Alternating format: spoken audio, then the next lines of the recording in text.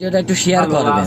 সুখে আছি আসার পরে বুঝাছি কেন সবাই মিথ্যা কথা কয়, বুঝে শুনে আইসো তোমরা প্রবাস। আপনারা যারা এই ভিডিও দেখার পরে এজেন্সির মাধ্যমে সৌদি আরবে আসবেন তাদের ভাবার বিষয় আছে, কারণ প্রায় 95% এজেন্সি হলো চিটার বাটপার, দালালিগিরি করে খায়। আপনার নিয়ে আসার সময় মিষ্টি মিষ্টি কথা বলবে, কিন্তু এই জায়গা সৌদি আরবে নিয়ে আসার পরে আপনাদের সাথে আর কোনো দেখা করবে না। যেমন দেখছেন এই যে মরুভূমিতে পড়ে আছে।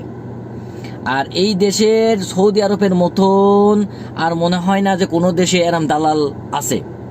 কারণ দালাল করার একটা কারণ আছে, কারণ আপনাদের কাছ থেকে নেবে 5 লাখ টাকা 6 লাখ টাকা, কিন্তু এই জায়গাটা লাগবে হইলো মাত্র 2 লাখ থেকে 3 লাখ টাকা। কারণ কি, যারা কোম্পানির ভিসায় আসবে তাদের টাকা একটু কম লাগে, কারণ কোম্পানি ভিসা কোম্পানির থেকে ফ্রি দেয়।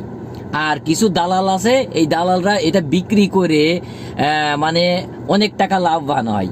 এই জন্যই মনে করেন দালাল বেশি সৌদি আরবে।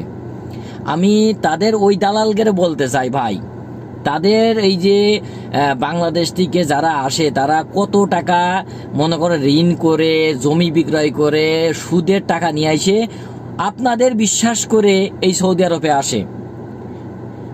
আপনারা কেন ভাই একটা সুন্দর দিকে কাজ দিতে পারেন না? আর কাজ দিতে যখন পারবেন না তখন আপনারা দালালিগিরি করে নিয়ে আসবেন কে? আর একটা বাংলাদেশের এত বড় একটা ক্ষতি করবেন কি জন্য? একটা মানুষের, বাংলাদেশের যে মানুষগুলো আসে আপনাদের মাধ্যমে, তাদের এত ক্ষতি করবেন কি জন্য? আপনারা নিয়ে আসতে পারবেন না, নাটকিট পুত্র আপনারা নিয়ে আসবেন না, আপনারা এত বড় ক্ষতি করেন কি জন্য? ওই লোক এই যে আইসে আপনাদের বিশ্বাস করে আইসে এই যে মরুভূমিতে শুয়ে থাকে, আপনি বলেন যে তারা কি পরিমাণ গালাগালি আপনার দিতে পারে, এটা আল্লাহ সহ্য করবে না। তাই দালালগিরি করার আগে একটু মাথায় দিমাগ খাটাবেন যে আসলে আমি কাদের ক্ষতি করছি। একটা পরিবার ধ্বংস করে দিচ্ছেন আপনি একটা দালালগিরি করে। আপনি নিয়ে আসেন একটা যে কোনো একটা ভালো দেখে কাজ দিয়ে দেন, কাজ করে খাক, আপনার তো গালাগালি দেবে না। আপনাদের মনে হয় জন্মের একটু উলট পালাট আছে, একটু টাকা দেখলেই আর সহ্য হয় না কোনো কিছু।